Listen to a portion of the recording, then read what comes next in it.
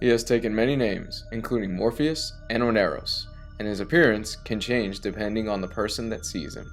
Today, we're going to be diving deep into the mythos of Dream, aka the Sandman.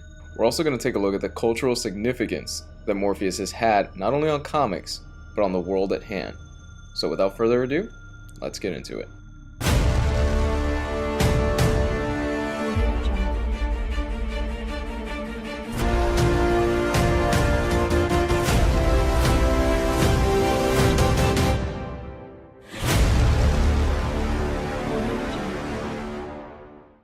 Originally published in January 1989, The Sandman grew out of a proposal by Neil Gaiman to revive DC's 1974 through 1976 series, The Sandman, illustrated by Jack Kirby and Ernie Chow, and written by Joe Simon and Michael Fisher. The series centers around the character Dream. Dream is one of 7 beings in the DC universe known as the Endless. The best way to describe the Endless is that they are beings that have always been there, since the beginning of time and space, since before you and I. They're not gods, they're not monsters, they're just living personifications of ideas and concepts. Honestly, there's enough content and concepts involved in the 7 Endless that I could do a video on just pretty much any single one of them, and I still wouldn't be able to cover everything. So for the sake of time, we're just going to be focusing on the titular character of the Sandman series, Dream, who is the living personification of the concept of dreams. At the start of the series, Morpheus is captured by an occult ritual and held prisoner for 70 years. Morpheus escapes in the modern day, and after avenging himself on his captors by trapping them inside of a nightmare that they'll never be able to escape, he sets about rebuilding his kingdom, which has fallen into disrepair in his absence. What's so impressive about the Sandman series as a whole and the character Dream is just how flexible they are.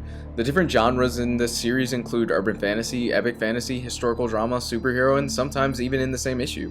And it is written in a metaphysical examination of the elements of fiction, allowing Neil Gaiman to examine these elements through the artistic use of unique anthropomorphic personifications, mythology, legends, historical figures, and occult cultures. As you can imagine, releasing a comic like this during the early 1990s was deemed comic suicide.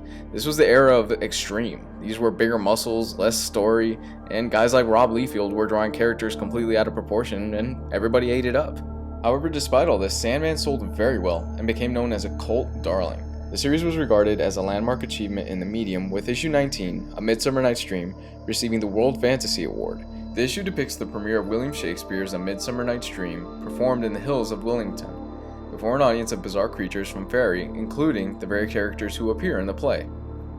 The significance of this issue winning the World Fantasy Award is that no comic has done it before or after Sandman, mainly because of the fact that these people don't regard comics as literature, and they changed the rules after Sandman won the award.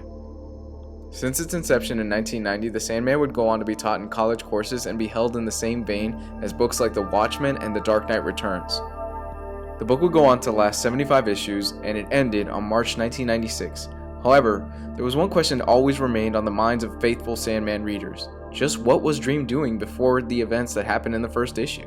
You see, as the first issue starts out, Dream had just come back from this great battle. However, we never knew what that great battle was until November 2015, when Neil Gaiman released Sandman Overture. Acting as a prequel to the original events of the Sandman series, the reader finds out just what exactly made Morpheus so tired that he was able to be captured by a bunch of flunky magicians.